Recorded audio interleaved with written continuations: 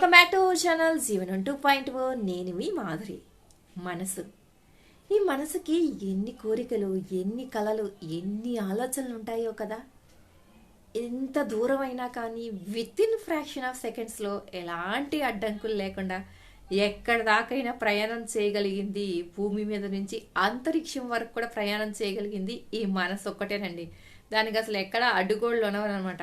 దాన్ని ఎక్కడికి వెళ్ళాలంటే అక్కడ హ్యాపీగా ఎలాంటి టికెట్స్ లేకుండా, ఎలాంటి రిజర్వేషన్ లేకుండా చక్కగా ఎంజాయ్ చేస్తూ ట్రావెల్ చేసి రాగలుగుతుంది అనమాట.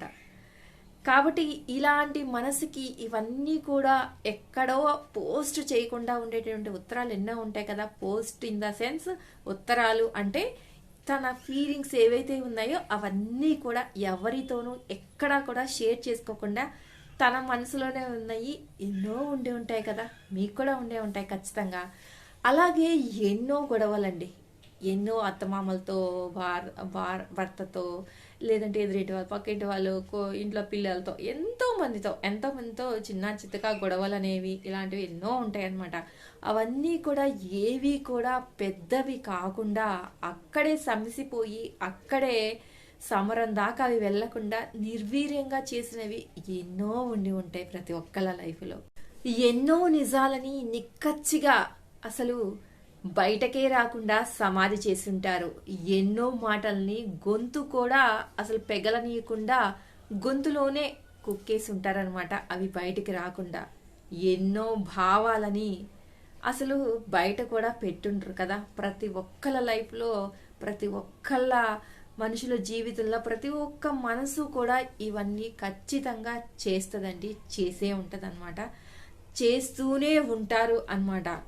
కాబట్టి ఎన్నో విషయాలకి మనము సాక్ష్యంగా ఉన్నా కానీ మౌనంగా కూడా మిగిలిపోతాం అన్నమాట.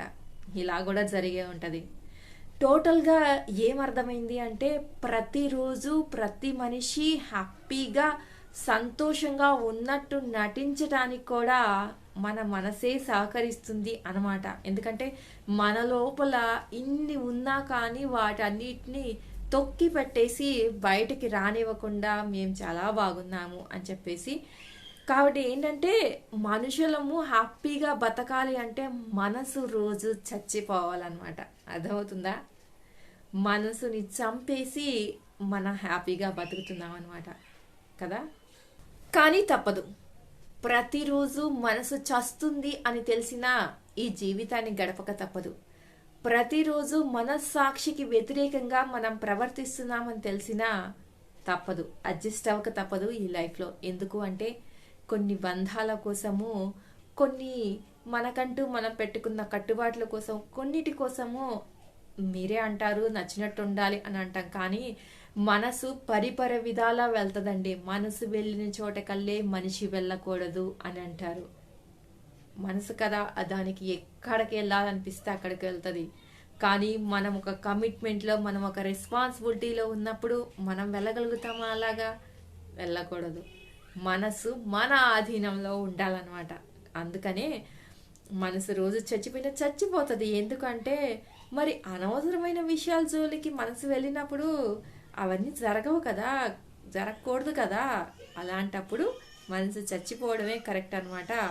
మనము దాన్ని చంపేసి మనం ఇలా హ్యాపీగా బతకడమే కరెక్ట్ అనమాట. అవేనండి మన లైఫ్లో పెట్టుకున్నటువంటి అడ్జస్ట్మెంట్లు అనమాట. కాబట్టి దేని ఆధీనంలోకి మనం వెళ్ళకూడదు. మనసు కూడా మన ఆధీనంలోనే ఉండాలి. మన మాట మనసు వినాలి, కానీ మనసు మాట మనం వింటే చాలా డేంజర్ అండి. ఇదండి ఈరోజు వీడియో కనుక నచ్చితే లైక్ చేయడం మర్చిపోద్దు. మరి ఇలాంటి వీడియోస్ కోసం వెంటనే ఛానల్ సబ్స్క్రైబ్